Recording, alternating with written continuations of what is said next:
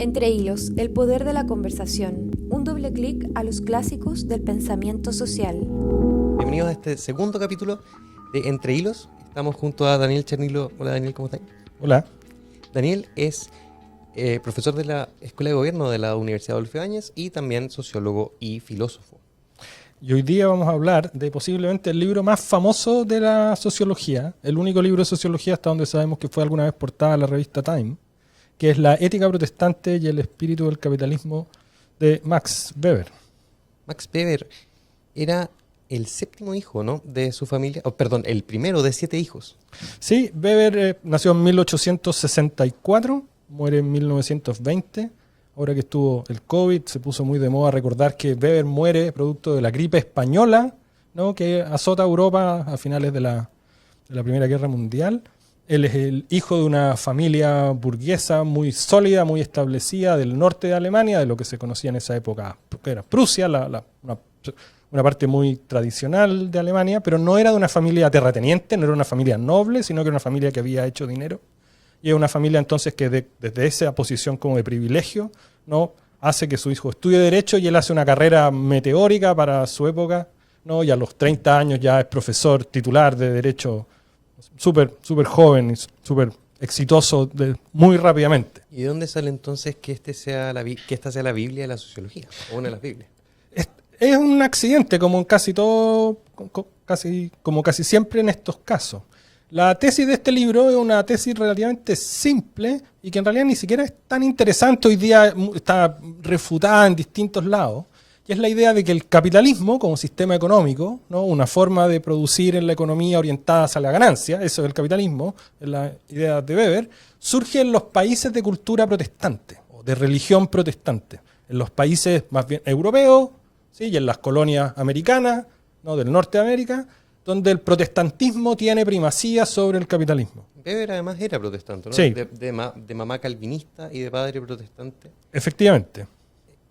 ¿Por qué? ¿Cuál es el rollo con el protestantismo? ¿Cuál es la idea detrás de que generaría las condiciones propicias para el capitalismo? Porque la tesis de Weber es que el protestantismo, como forma de educación, ¿sí?, tiene una relación con la vida cotidiana más fluida, más flexible, más adaptativa que el catolicismo. El catolicismo todavía en esa época, ¿no?, era más bien estricto, ¿no?, antes del Concilio Vaticano II. Bueno, por supuesto, sí, que es el siglo XX, ¿no?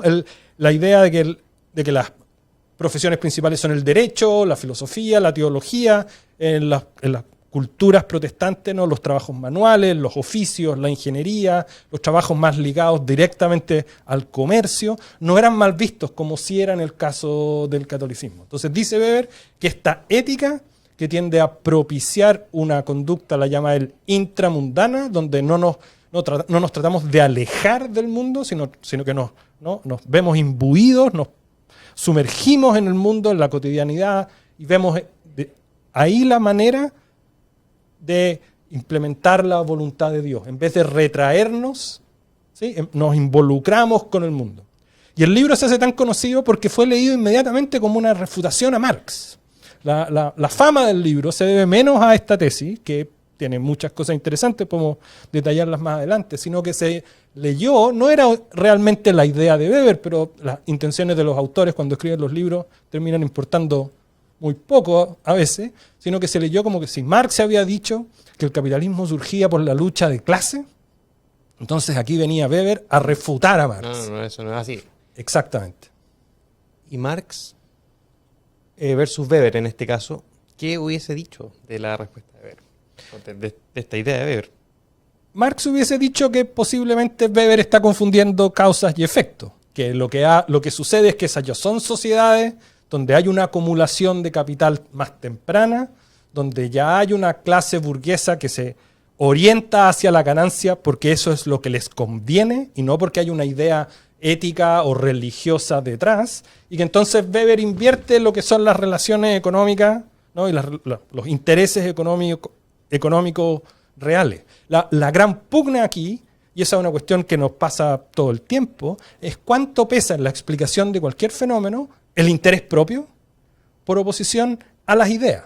es la disputa entre factores, los llamamos factores materiales, los intereses económicos, o factores ideales, la moral, la religión. Entonces la disputa, insisto, esta no era la intención de Weber, pero da lo mismo, era entonces si la explicación del capitalismo debía basarse en la propia economía, Marx, o en ideas morales que vienen de otros espacios, como la religión, y ese es Weber. Versus el cristianismo, que por ejemplo se castiga, pero propicia no realizar, por ejemplo, usura, no realizar funciones comerciales.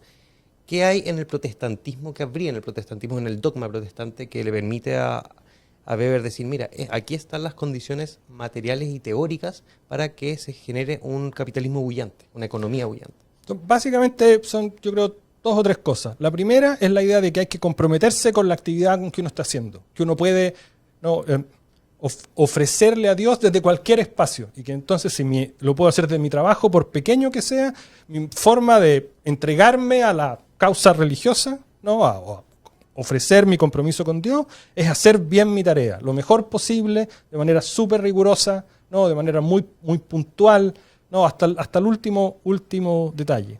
En segundo lugar, el involucramiento en la vida comunitaria, ¿sí? La pertenencia comunitaria, que hace que entonces, que si a mí me va bien, ¿no? Eso también de alguna forma permea al colectivo.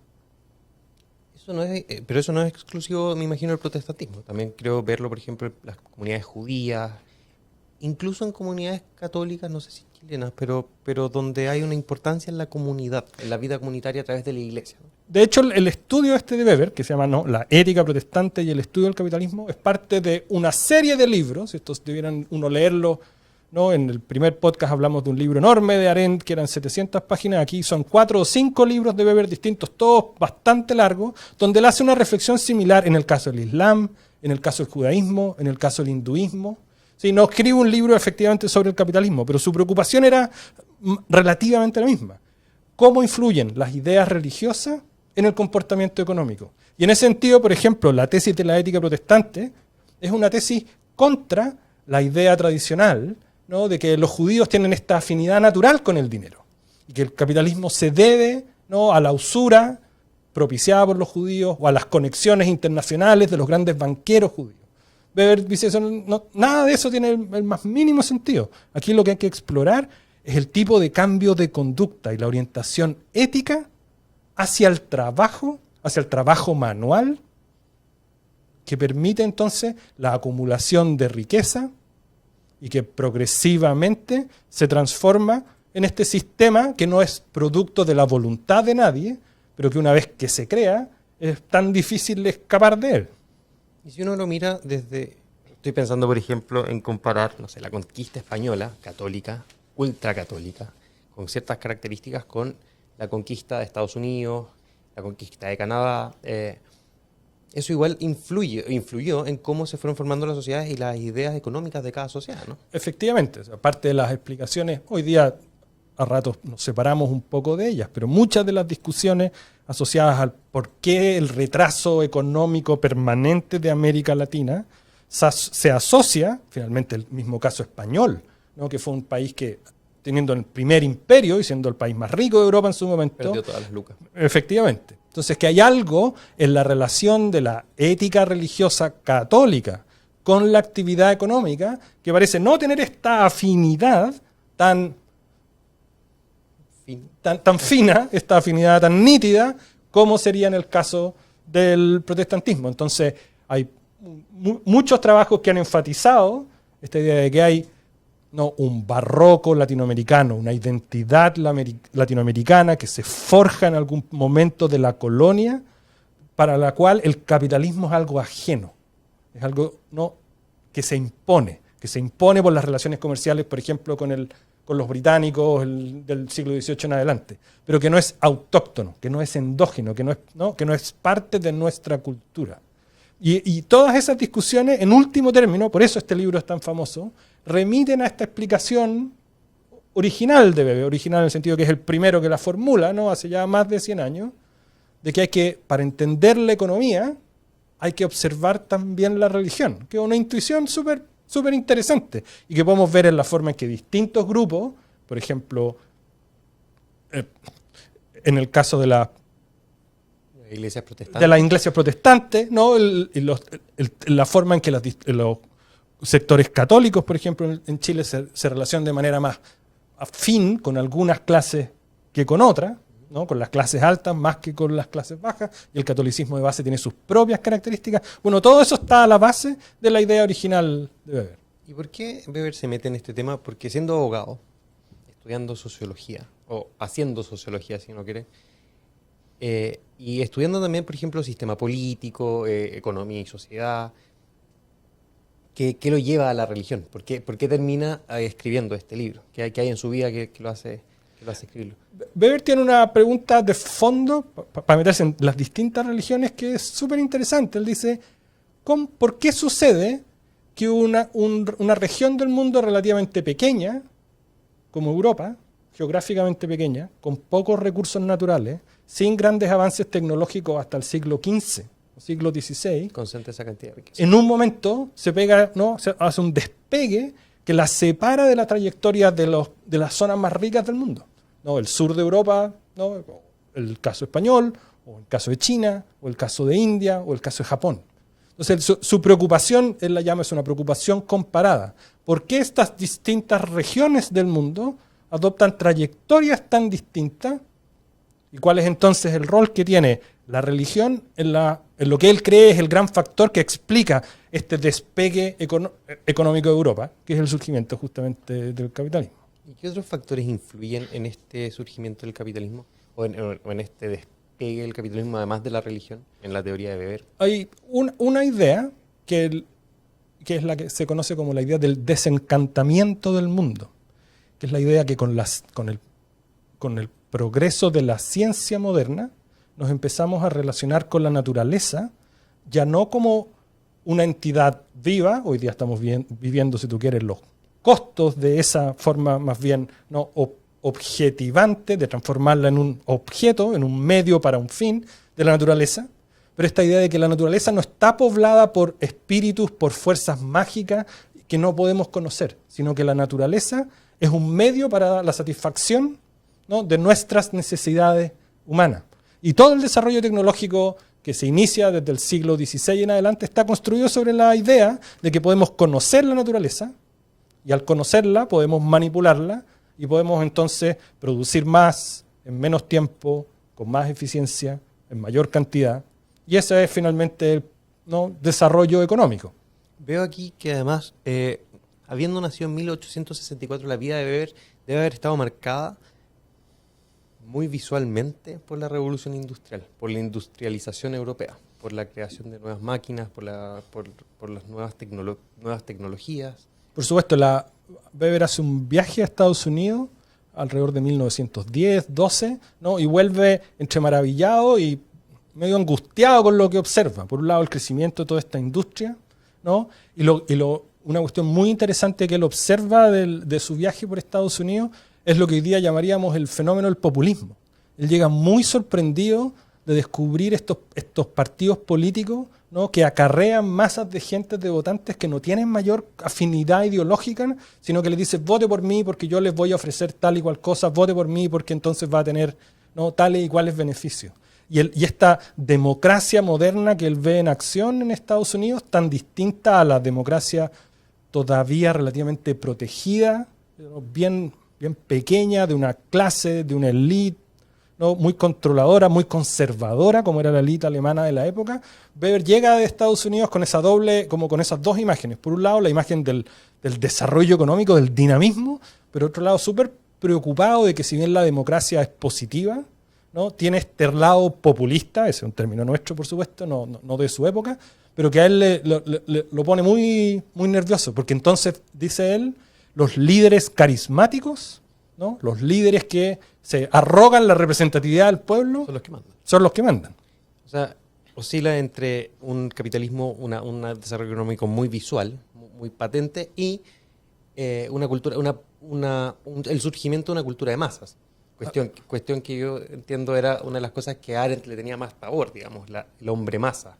Es cierto, ¿no? El periodo, el inicio de la producción del Ford T, ¿no? El auto que hace a la familia Ford y la industria Ford, el primer auto que se construye de forma, ¿no? para el consumo, se produce en masa y es para el consumo de las masas, en millones de unidades. Efectivamente, todos los desarrollos que tienen que ver con el Estado y su relación con la economía, ¿no? La ampliación del derecho a sufragio, ¿no? La capacidad que tienen los Estados, esta es otra de las grandes ideas de Weber, de monopolizar, ¿no? El uso de la violencia en su territorio, ¿no? Que los Estados tienen fronteras relativamente delimitadas y hacia el interior no es aceptable que hayan guerrillas o grupos paramilitares o ejércitos privados, sino que solo el Estado tiene el monopolio de la violencia.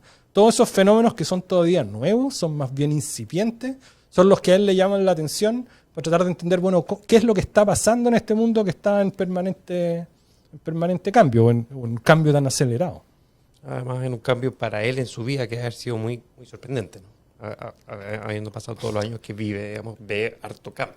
O sea, una de las cuestiones interesantes en su caso es que efectivamente, desde una perspectiva de alguien formado en las élites de la época, él políticamente oscila desde posiciones a ratos más nacionalistas, donde lo que importaba era el